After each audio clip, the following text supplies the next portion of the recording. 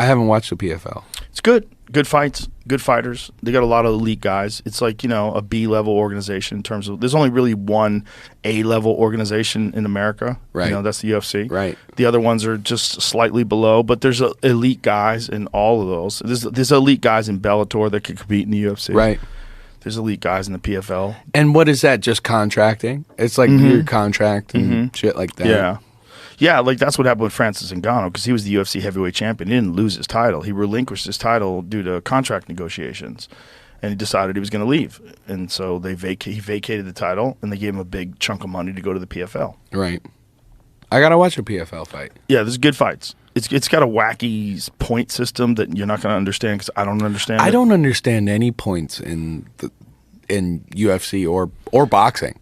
Oh, like when it's like a 10-9 round, like that kind of thing? Because I'm like, well, you watch, and I know, albeit I know nothing about fighting, but I'm like, that dude definitely won that round. But it always seems to be so close, kind of, but it's always like unanimous decision is whenever the judges all agree. Yeah. It's all the same.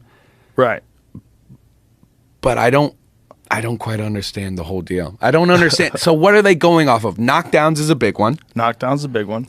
Punches landed is a big one. So what is the ratio? So here, let's take a look at that. What is the ratio between punches thrown and punches landed? How does that affect points? Well, it doesn't Okay. if you still land a lot and you miss a lot. Like, so Okay. if you're a highly active fighter that throws like 150 punches a round and you land 50 and your opponent only lands 10 but they only threw 30, Right. you still won that round. Right. You just let a lot more volume, a lot more, but even though you're missing, what counts is how many you land.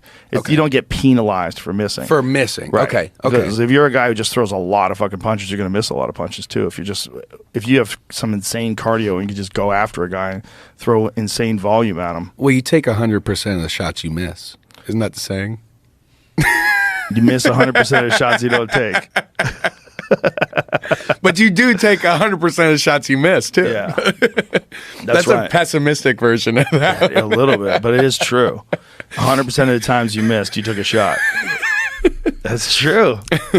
That's unavoidable. My buddy told me that, and I was like, "Oh, that's amazing." That's amazing. Nobody wants to think about that. No one thinks about that. You got to go for it. And a lot then- of people go for it. They said Michael Jordan said that, Did he? and then Michael Jordan didn't say that. You might have said it and forgot. You might have been in a competitive trance. You miss 100. Oh, it's Wayne Gretzky. You miss 100% Wayne of the shots you Gretzky, don't take. Michael Scott Yeah. included in the quotes. Michael Scott said it after Wayne Gretzky. Oh, that's funny. Michael Scott's probably one of the most legendary characters of all time. How about the fact that that guy went on to play that creepy DuPont guy in that movie? What was that movie? The wrestling movie? Foxcatcher. Did you ever see that movie? No, sir. It's a crazy movie, but he plays this like really fucking creepy dude. He did an incredible job. The makeup is good.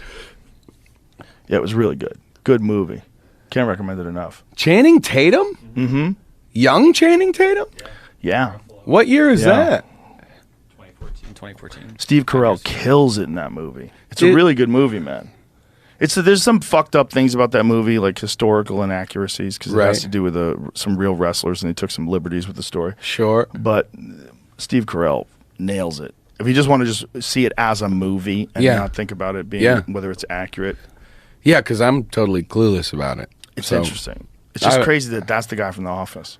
He's so good. Yeah, man. He's so good. Crazy at range. doing- Have you met Channing?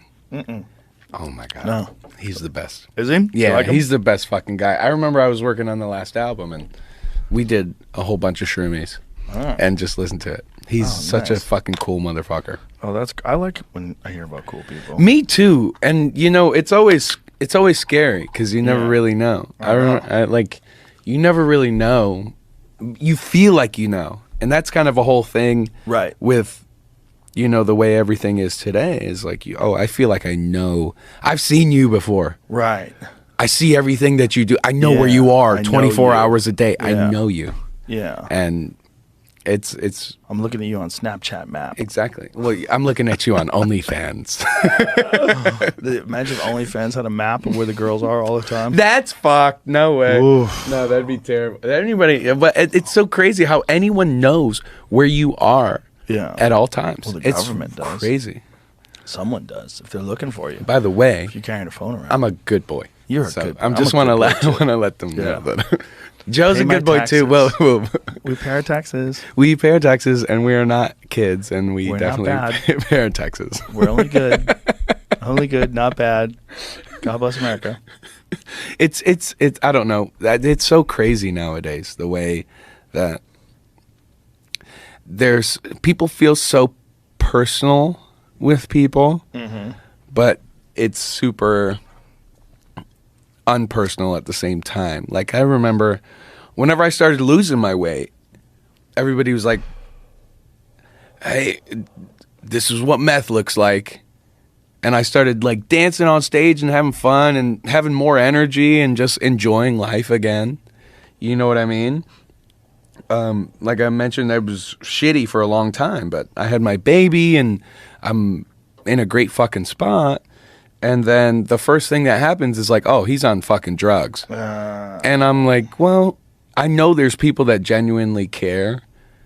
Right, and they're concerned that maybe you are on drugs. Right. Right. But there's also people that are just like, all right, kids, this is what fucking meth looks like. Yeah. And definitely not on meth. Definitely not on any fucking hard drugs, but you feel an inclination almost as a public figure to have to justify something that you don't need to justify. First off, it's nobody's business. Second off, don't just fucking assume everything. You know what I mean? Yeah.